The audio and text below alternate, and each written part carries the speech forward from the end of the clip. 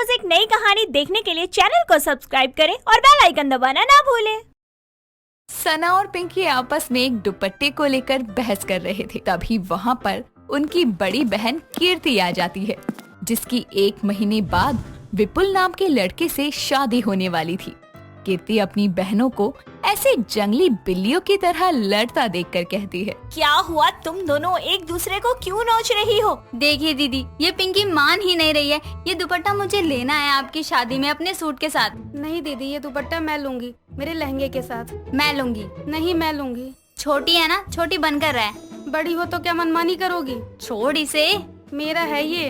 कीर्ति उन दोनों को शांत करवाने की कोशिश करती है, पर वो नहीं मानती और दोनों ही अपनी अपनी साइड दुपट्टा खींचने लगती है।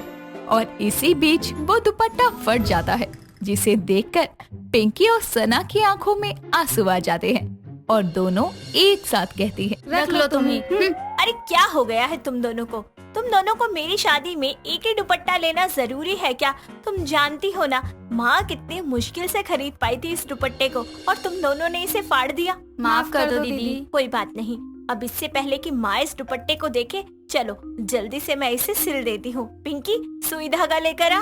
कीर्ति की बात सुनकर पिंकी जल्दी से उसे सुई धागा लाकर देती है और कीर्ति फटाफट से फटे हुए दुपट्टे को सिलने लगती है। तभी वहाँ उन तीनों की माँ ममता आती है और कीर्ति के हाथों पर फटा हुआ दुपट्टा देखकर गुस्से में कहती है, ये सब क्या हो रहा है और ये दुपट्टा कैसे फट गया? वो माँ वो। अरे तुम दोनों ने फिर लड़ाई की होगी जरूर। तुम दोनों को समझ नहीं आता क्या? घर के हालात देखो, गरीबी से हालात तंग हो रखे हैं। कीर्ति की शादी सर पर है। तुम दोनों को इस बात से कोई लेना देना नहीं है। बस तुम अपने इन बेतुके झगड़ों में लगी रहो। माँ बस करो ना, इतना गुस्सा क्यों कर रही हो? शांत हो जाओ, छोटी है दोनों। कीर्ति, इनको भी तो समझना चाहिए ना, एक एक चीज इतनी मुश्किल से जुड़ रही है। अगर ये ऐसे ही नुकसान करती रही तो कैसे काम चलेगा बेटा? माफ कर दो, अब से ऐसा कुछ नहीं होगा, पक्का। माफ कर दो, अब मैं सना दीदी से लड़ाई नहीं करूँगी। ममता की आंखों में आंसू आ जाते हैं और वो पिंकी और सना को गले से लगाकर कहती है, माफ करना बेटा, मैंने पता नहीं कहाँ का गुस्सा तुम दोनों पर निकाल दिया। माफ कर दो अपनी माँ को। नहीं माँ, रो मत। हम जानते हैं कि आप दीदी की शादी को लेके कितना परेशान हो, इसलिए इतना ये सब कह दिया। हाँ माँ, आप चिंता मत करो, सब ठीक हो जाएगा। ऐसे ही दिन गुजरते जाते हैं और कीर्ति की होने वाली सास मोना ममता के घर आकर कहती है, तो ममता बहन जी, कैसी चल रही है शादी की तैयारियाँ? जी सब सही चल रहा है। जी देखिए, घुमा फिरा के तो कहती नहीं, सीधी सीधी कहती हूँ जो कहने आई हो। मैं बड़े अच्छे से जानती हूँ कि आपकी गरीबी के हालात किस तरह बद से बदतर है, तो दहेज तो दे नहीं सकती, लेकिन हाँ, हम जब बारात लेकर आएंगे ना, तो बारातियों की आओ भगत में कोई कमी नहीं होनी चाहिए। खाने पीने की किसी चीज की कमी नहीं होनी चाहिए। मेरे इकलौते बेटे की शादी है तो कम से कम नहीं तो 400 बाराती तो होंगे ही। अब आप सोच लो, इतना हो जाएगा, नहीं तो मेरे छोरे के लिए रिश्तों का ढेर लगाए कहीं और करवा दूंगी। इतना कहकर मोना वहाँ से चली जाती है, पर मोना की कही ये सारी बातें कीर्ति, पिंकी और सना सुन लेती हैं और तीनों अपनी माँ के पास आकर कहती हैं, माँ ये सब कैसे होगा? यहाँ हम खुद तो 2 वक्त का खाना मुश्किल से खा पाते हैं, 500 लोगों का खाना कैसे बना पाएंगे हम? माँ, क्या कीर्ति दीदी की शादी नहीं होगी? नहीं, मेरी बेटियों, इस बात की चिंता तुम मत करो। अभी माँ जिंदा है तुम्हारी, कीर्ति की शादी होगी। माँ, ये सब क्या है? ये तो बहुत ज्यादा है, इतना हम नहीं कर सकते। आप मना कर दो ना इस रिश्ते से। नहीं लाडो, सब हो जाना है, तो चिंता मत कर। मैं कुछ ना कुछ जरूर कर लूंगी, पर तेरा रिश्ता नहीं टूटने दूंगी। इतना कहकर ममता वहाँ से उठकर घर से बाहर चली जाती है। तभी पिंकी कहती है, कीर्ति दीदी, आपकी शादी होगी, फिर माँ हमारी शादी कर देंगी, क्या तब भी माँ को इतना ही दुख झेलना पड़ेगा? नहीं पिंकी, सब ठीक हो जाएगा। मेरे जाने के बाद तुम दोनों माँ के साथ रहना और उनका बहुत ख्याल रखना। अब चिंता मत करो दीदी, हम दोनों मिलकर माँ का पूरा ख्याल रखेंगे। ऐसे ही दिन बीतते जाते हैं। ममता और उसकी बेटियां मिलकर लोगों के घरों में काम करती, छोटी मोटी मेहनत करती, पर फिर भी उनके पास इतने पैसे जमा नहीं हो पा रहे थे वो अच्छे से 500 लोगों के खाने का बंदोबस्त कर सके। इस चिंता में दिन पर दिन ममता का दिल बैठा जा रहा था। ऐसे ही एक दिन ममता जब उदास बैठी होती है, तभी उसके पास कीर्ति आकर कहती है, माँ, क्या गरीब होना एक अभिशाप होता है? नहीं बेटा, गरीब होना अभिशाप नहीं है, बस लोगों की समझ का फर्क है। लोगों को यही लगता है कि गरीब कमजोर है, खुद के लिए आवाज उठाना उसका हक नहीं है, जबकि समाज में हर किसी को बराबर जीने का हक है, एक समानता का अधिकार है। बस लोग इस बात को समझ सकें। तो फिर माँ, मेरी होने वाली सास को ये बात समझ क्यों नहीं आ रही है कि हम इतना ज्यादा नहीं कर सकते, और जितना वो कह रही हैं उतना तो बिल्कुल नहीं कर सकते। और रिश्ता तो पक्का इसी बात पर हुआ था ना कि 10 लोग आकर लड़की को चुन्नी चढ़ाकर बिहा के ले जाएंगे। बेटा ऐसा मत बोल, विपुल बहुत अच्छा लड़का है, अच्छा बड़ा घर है उसका, तो उस घर में जाकर रानी की तरह रहेगी। अब लड़के वालों की खातिर करना तो हमारा फर्ज है ना, तो फिर इस फर्ज से पीछे क्यों हटना। जब भगवान ने मुझ गरीब को 3 बेटियां दे ही दी हैं, तो फिर गम किस बात का, उनका भरना भी मेरे हाथ में लिखा ही होगा भगवान ने। दिन गुजरते जाते हैं। ममता अपनी मदद के लिए हर किसी के आगे हाथ जोड़ती है, पर कोई भी उसकी मदद नहीं करता और कीर्ति की शादी का दिन नजदीक आ जाता है। किसी तरीके से ममता केवल 200 आदमियों के खाने का बंदोबस्त कर पाती है और शादी का दिन आता है। मोना के कहे अनुसार 500 बाराती लिए ममता के घर मोना आती है, पर जब मोना की नजर खाने पर जाती है तो वो गुस्से में कहती है, ये क्या तमाशा है ममता बहन जी, मैंने पहले ही कहा था कि खाने में कमी नहीं होनी चाहिए, और ये क्या है, दाल रोटी, वो भी इतनी कम, ये क्या बात हुई? अरे जाओ, ऐसी सूखी दाल रोटी के साथ हम आपकी बेटी को बिहा के नहीं ले जा सकते। चलो भाई, कोई शादी नहीं होगी यहाँ पर। नहीं नहीं, ऐसा मत कहिए, मेरी बेटी की जिंदगी बर्बाद हो जाएगी। इस गरीबी में मुझसे जितना हुआ मैंने सब किया, रिश्ता मत तोड़िए बहन जी। ममता मोना को रोकने की बहुत कोशिश करती है, पर वो उसकी एक नहीं सुनती और बारात लेकर वापस चली जाती है। अपनी माँ की बेबसी और उसे यूं लोगों के आगे गिड़गिड़ाता हुआ देखकर कीर्ति का सीना दर्द से छलनी हो जाता है, जिसके बाद वो घर के अंदर जाती है और खुद को फांसी लगा लेती है। सना और पिंकी ये सब होते हुए देखकर बहुत बुरी तरह सहम जाते हैं। अपनी बेटी की लाश पर रोते हुए ममता कहती है, क्यों भगवान, क्यों तूने मुझे पहले गरीब बनाया और फिर 3 बेटियों के कर्जे की भागीदार बनाया। हमेशा अपना पेट काट कर अपनी बेटियों के पेट को भरा है, और आज किसी और का पेट ना भर पाने की वजह से मेरी बेटी को ही मुझसे छीन लिया। कैसा समाज है ये, कैसे लोग हैं यहाँ। किसी के दुख से किसी को कोई फर्क नहीं पड़ता। गरीब उत्पीड़न का कितना गहरा आग का दरिया है। कोई उस माँ से पूछे जिसकी बेटी की आज विदाई होकर डोली उठनी थी, लेकिन अब उसी घर से उसकी अर्थी उठ रही है। ममता को यूं रोता देखकर सना और पिंकी अपनी माँ को संभालते हैं और अपनी बहन का दाह संस्कार करते हैं, और इस तरह गरीबी से एक और परिवार बिखर जाता है। मोहित और सनीता हरियाणा के एक छोटे से गांव में रहते थे। मोहित के पिता का काफी पहले ही एक कार एक्सीडेंट में देहांत हो गया था, जिसके बाद से सनीता ही मोहित की देखभाल करती थी।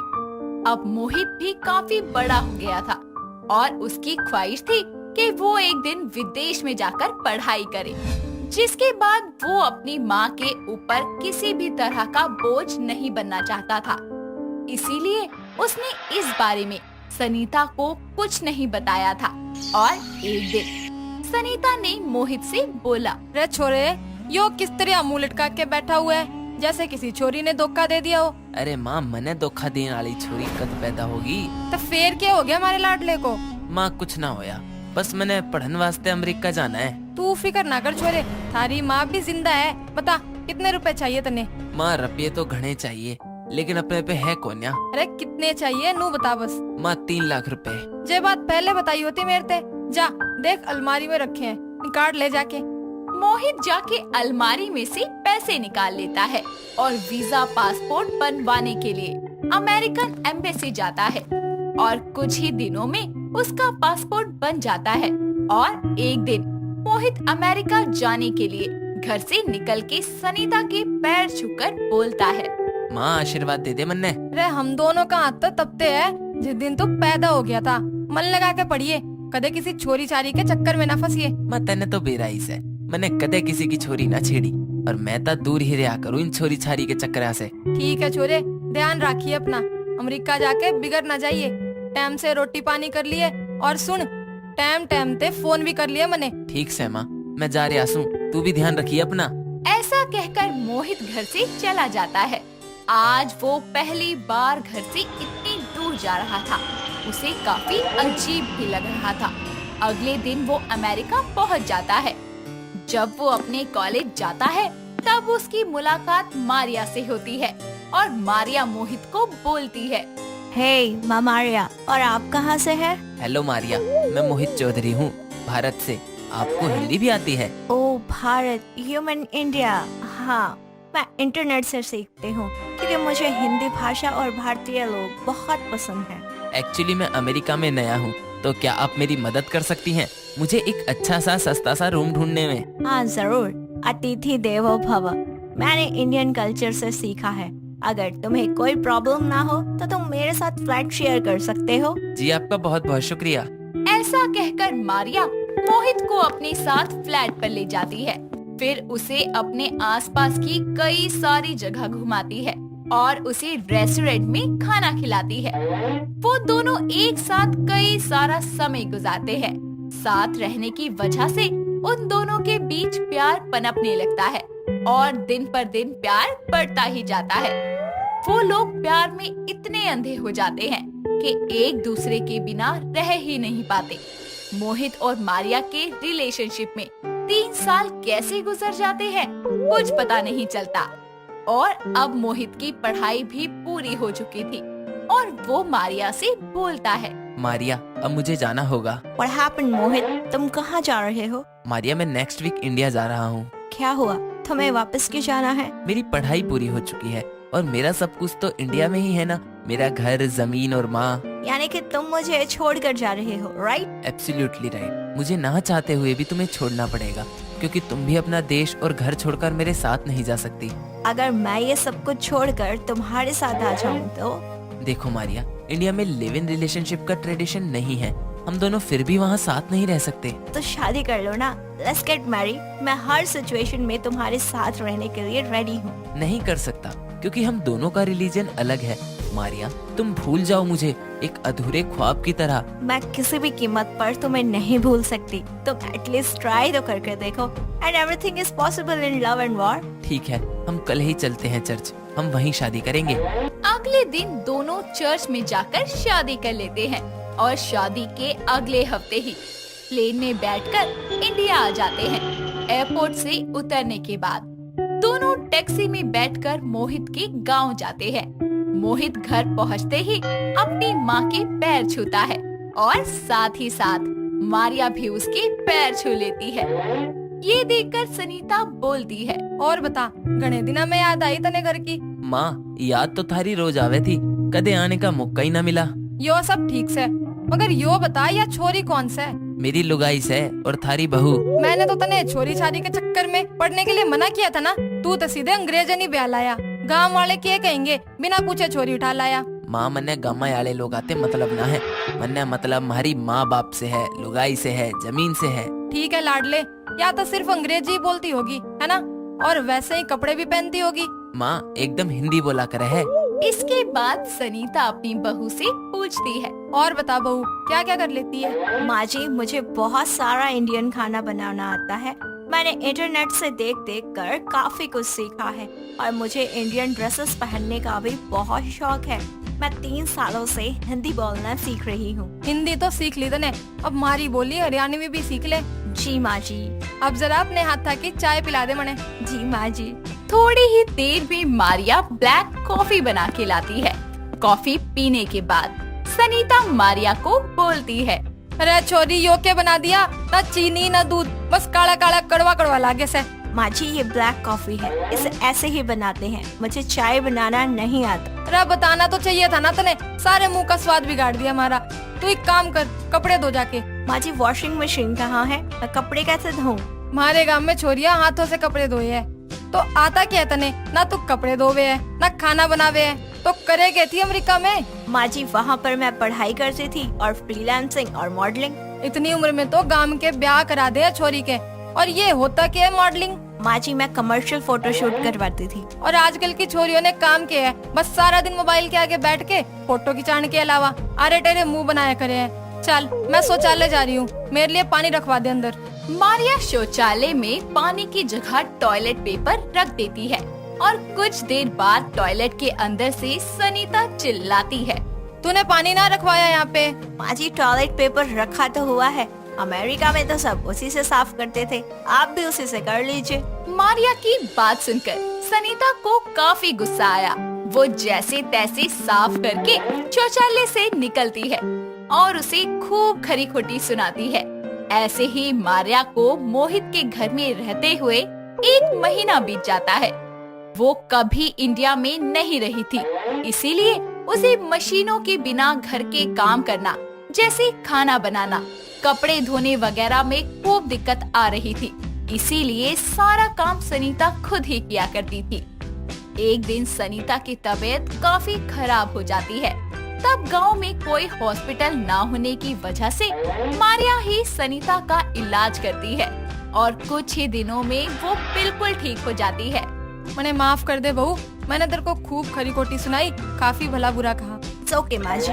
अब सनीता और मोहित अपनी विदेशी बहू मारिया के साथ खुशी खुशी रहने लगते हैं। शादी का माहौल होता है। सभी रिश्तेदार दूल्हा दुल्हन को आशीर्वाद देने आए होते हैं। दूल्हा बना आकाश मंडप में अपनी दुल्हन का इंतजार कर रहा होता है। तभी दुल्हन मयूरा बैसाखी पर चलते हुए मंडप की तरफ आती है और उसे देखकर आकाश की माँ मंदाकिनी हैरान हो जाती है और कहती है, रुकिए पंडित जी, मंत्र पढ़ना बंद कीजिए। मैं इस दुल्हन के जोड़े में आई लंगड़ी को नहीं जानती। बहन जी ये आप कैसी बातें कर रही हैं? हमने ही तो मयूरा को अपने बेटे के लिए पसंद किया था। मैंने जिसे पसंद किया था उसके दोनों पैर सही सलामत थे, पर मैं इस एक पैर वाली लड़की को अपनी बहू नहीं बना सकती। माँ यही आपकी होने वाली बहू मयूरा है। शादी से पहले एक हादसे में ही मयूरा ने अपना एक पैर खो दिया। तो तूने ये बात मुझे पहले क्यों नहीं बताई? मैं यहाँ बारात लेकर आती ही नहीं।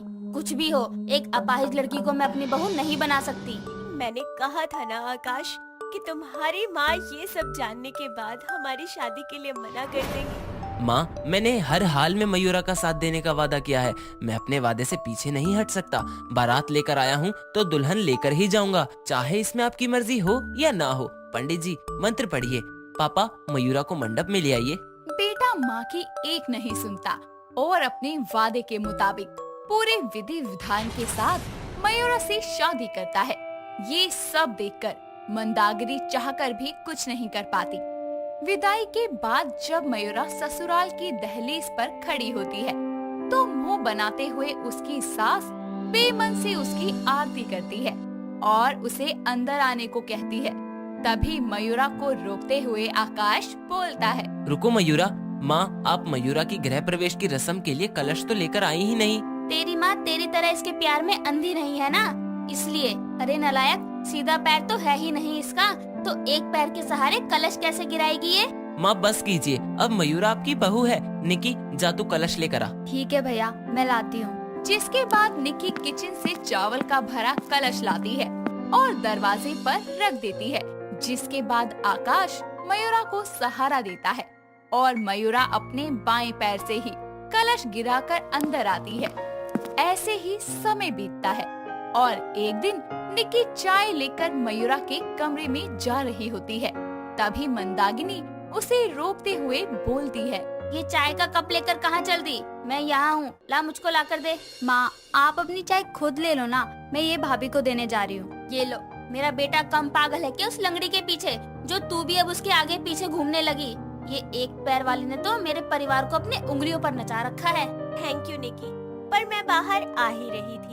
वैसे सासू माँ मुझे पता है आप कुछ पूछ नहीं रही हैं, लेकिन आपके मन में बहुत सारे सवाल आ रहे होंगे। इससे पहले कि आप कुछ पूछती हैं, मैं ही आपको सब कुछ बता देती हूँ।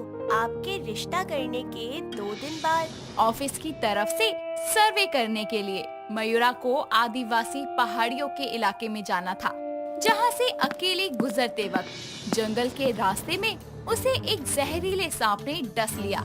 साथ में किसी के न होने की वजह से वो जैसे तैसे मेन रोड तक आती है और वहाँ आकर वो बेहोश हो जाती है।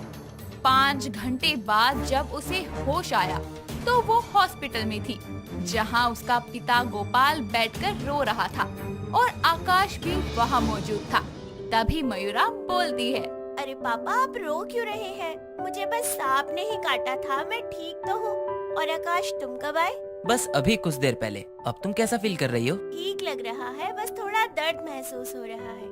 अच्छा, मैं वॉशरूम होकर आती। मैं ले चलता हूँ ना। अरे मैं इतनी कमजोर नहीं हूँ, मैं चली जाऊंगी। इतना कहकर वो जैसे ही अपने पैरों से चादर हटाती है तो हैरान रह जाती है, क्योंकि उसे अपना एक ही पैर दिखता है। तभी वो हैरान होकर रोते हुए पूछती है, ये मेरे पैर को क्या हुआ? आकाश, इसी पैर में तो मुझे सांप ने काटा था। तुम पूरे 5 घंटों बाद होश में आई हो मयूरा, और जहर 2 घंटे में ही तुम्हारे पूरे पैर में फैल चुका था। डॉक्टर ने पापा से कहा कि बहुत ही जहरीले सांप ने तुम्हें काटा है। जहर पूरे शरीर में ना फैले, इसके लिए तुम्हारा पैर काटना जरूरी था। तो लेकिन ऐसे कैसे मैं अपना पैर खो सकती हूँ? अब मैं क्या करूँगी? बेटी, तू ऐसे निराश ना हो, तू जिंदा है, मेरे लिए वही बड़ी बात है। हाँ मयूरा, तुम चिंता मत करो, सब ठीक हो जाएगा। जहर पूरे पैर में फैलने के कारण मुझे अपना पैर खोना पड़ा माँ जी। अरे ये बात मुझसे छुपाने की क्या जरूरत थी? और इसमें मेरी क्या गलती कि तुझे सांप ने काटा? मुझे मेरे घर को संभालने वाली बहू चाहिए थी, ना कि ऐसी जिसे मुझे ही उम्र भर संभालना पड़े। माँ, ये सब जानने के बाद भी आप भाभी की इस हालत के लिए उन्हें ही दोष दे रही हो। आपको भाभी के लिए कोई सहानुभूति नहीं है। तुम दोनों भाई बहन दिखा तो रहे हो सहानुभूति, काफी नहीं है क्या जो मैं भी तुम दोनों की टोली में शामिल हो जाऊं? इतना कहकर वो पैर पटकती हुई वहाँ से चली जाती है। ऐसे ही समय बीतता है। मयूरा एक बहू की सभी जिम्मेदारियों को अच्छे से निभाने की पूरी कोशिश करती है, फिर भी उसकी सास इससे कभी भी प्यार से बात नहीं करती और उसको हर काम के लिए सुनाया करती। उसकी सास हर काम में नुक्स निकालती। एक दिन मयूरा सारे कपड़े धोकर बाल्टी में डालकर छत पर जाने के लिए सीढ़ियों पर चढ़ने की कोशिश करती है। तभी मंदाकिनी वहाँ आती है और कपड़ों की बाल्टी लेकर उससे बोलती है, जब नहीं चढ़ पा रही तो कोशिश करके क्या दिखाना चाहती है? काम नहीं हो रहा तो मुझे या निक्की को बुला ले, तेरा कुछ घिस जाएगा। नहीं माँ जी, ऐसी बात नहीं है, मैं तो बस। हाँ, तू तो ये कपड़ों से भरी बाल्टी छत पर ले जाकर ये दिखाना चाहती है ना पड़ोसियों को कि तेरी सास तुझ जैसी लंगड़ी पर कितना जुल्म ढाती है। तू अपनी ये बैसाखी दिखाकर आकाश और निक्की को ही पागल बना सकती है, मुझे नहीं। तेरी ये सब चालें मैं अच्छे से जानती हूँ। इतनी खरी खोटी सुनाकर वो बाल्टी लिए छत पर चली जाती है। उसकी बातें सुनकर मयूरा की आंखें भर आती है। ऐसे ही एक दिन जब मंदाकिनी थैला लेकर बाजार जा रही होती है, तभी वो निक्की से बोलती है, निक्की मेरे साथ जरा बाजार तो चल। माँ, मैं भी बिजी हूँ, आप अकेले ही चले जाओ ना, या फिर भाभी को ले जाओ। हाँ, आप भाभी को ही ले जाओ। वैसे भी भाभी को आप कहीं जाने ही नहीं देती। अरे उसे ले गई तो सब्जी का थैला संभालूंगी या उस एक पैर वाली भाभी को? माँ जी, आप चिंता मत कीजिए, आपको कभी मुझे संभालने की जरूरत नहीं पड़ेगी। चलिए। दोनों सास बहू बाजार जाती है और मंदाकिनी सब्जियां लेने लगती है। तभी बाजार में एक और औरत का पर्स चुराकर चोर भाग रहा होता है। सभी चोर चोर बोलते हैं, पर उसके हाथ में चाकू होता है और वो भागकर जैसे ही मयूरा के सामने से जा रहा होता है, तभी मयूरा अपनी बैसाखी से भागते हुए चोर को जमीन पर गिरा देती है, जिसके चक्कर में वो खुद भी गिर जाती है। तभी वहाँ पुलिस आती है और चोर को हथकड़ी लगाकर मयूरा को उठाती है।